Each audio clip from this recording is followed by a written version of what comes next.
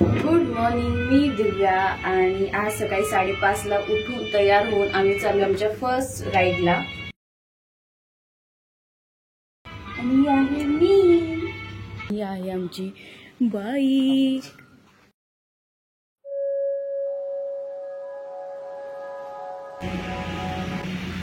तुझं हेल्मेट दाखव गणेश.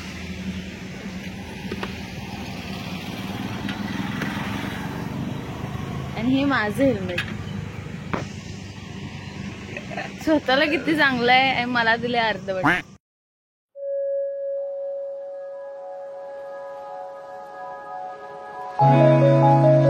हा आहे कुंजन धाबा. सकाळी खूप लवकर निघालो होतो त्याच्यामुळे काही खाल्लं नव्हतं, म्हणून आता नाश्ता करायचं म्हणून आम्ही इथे थांबलोय. कारण पुढे पण काही मिळेल की नाही काही सांगता येत नाही.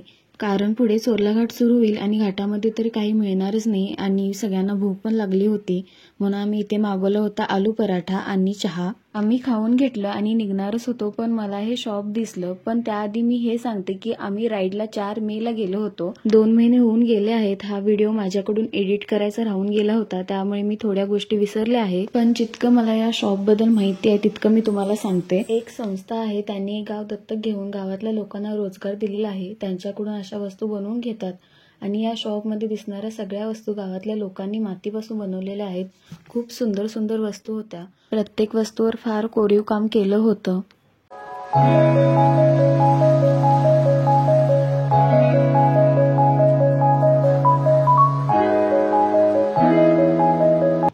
चला आता आमचा प्रवास सुरू झालेला आहे. आम्ही जाताना चोरला घाटातून रेड्डीच्या गणपतीला जाऊ, तिथून शिरोडा आणि येत्या वेळेस आम्ही आंबोली घाटातून परत येऊ. आणि आमच्यासोबत आहेत अम्मय आणि सुषमा, आमचे खूप चांगले फ्रेंड.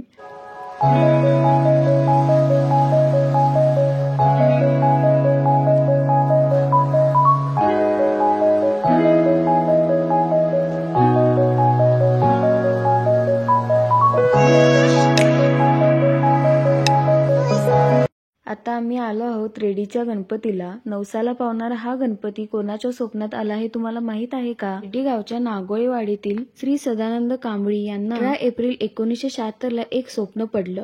त्या स्वप्नात साक्षात श्री गजानन येऊन त्यांना आदेश दिला की एका ठराविक जागी माझी मूर्ती आहे ती मोकळी कर. त्यानंतर त्यांनी आपल्या गावातील लोकांच्या मदतीने तिथे खोदकाम चालू केले. 2 दिवस खोदकाम केल्यानंतर मूर्तीचा कान दिसू लागला. मग गावातील मुख्य देवी श्री माऊली देवीकडे विचारपूस केल्यानंतर देवीच्या आदेशानुसार पूर्ण मूर्ती दिसेपर्यंत खोदकाम सुरू ठेवण्यात आले. खोदकाम सुरू राहिलं तोपर्यंत मे महिना आला. मे महिन्याच्या शेवटी पूर्ण मूर्तीचे दर्शन झाले. जवळजवळ 1.25 महिना गेल्यानंतर मूर्तीसोबत उंदीर मामांचे पण दर्शन झाले. पूर्ण मूर्ती ही जांभ्या दगडाची आहे. मूर्ती बसलेली असून बाहेर मकराकृती खोदकाम केलेलं आहे. जेव्हा खोदकाम चालू होतं तेव्हा पांडवकालीन काही शिल्प मिळाले, त्यामुळे या मूर्तीला पांडवकालीन मूर्ती पण बोलतात. ही मूर्ती 6 फूट उंच आणि 4 फूट रुंद आहे आणि उंदीर मामाच्या मूर्तीचे वजन 2 टन इतके आहे. अशी ही प्रसन्न मूर्ती. नवसाला पावणारा हा गणपती खूप प्रसिद्ध झाला आणि भाविकांची दर्शनासाठी गर्दी पण वाढू लागली. आणखी एक तुम्हाला सांगू का, नवरा माझा नवसाचा म्हणजे गणेश सुद्धा नवसाचा आहे. रेड्डीच्या गणपतीलाच नवस केला होता. तो नवस नंतर पूर्णही झाला, त्याच्यामुळे आमचा थोडा जास्तच विश्वास आहे.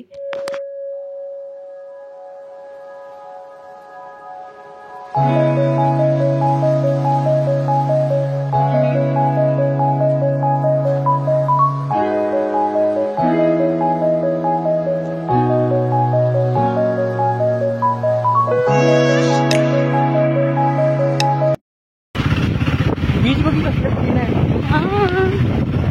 गोव्यापेक्षा छान आहे रे.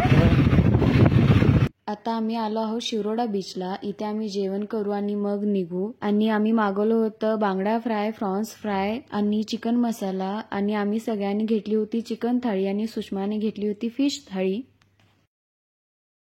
I'm not coming to Arambol. Do whatever you want. I won't come. हे आहेत अमय आणि सुषमा. आत्ताच ज्यांची एंगेजमेंट झालेली आहे, त्याच्यामुळे थोडंसं क्यूट क्यूट कपल असतं ना, तसं काहीसं आहे यांचं.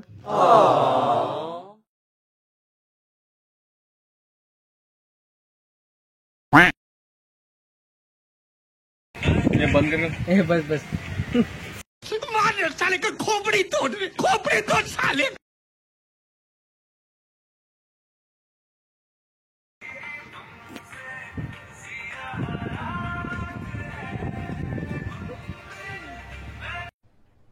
अरे कहना क्या चाहते हो?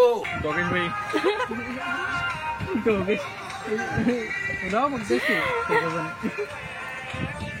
दाखवतो लेटेस्ट दाखवतो गाणं हसून हसून बदल रे बाबा छे छे छे छे छे ट्रक ड्रायव्हर आता परत जायचा प्रवास सुरू झाला. मज्जा तर आलीच पण तितकीच बँड वाजली. कारण सकाळी 7ला घरातून बाहेर पडलेलो, रात्री 10:30ला पोहोचलो.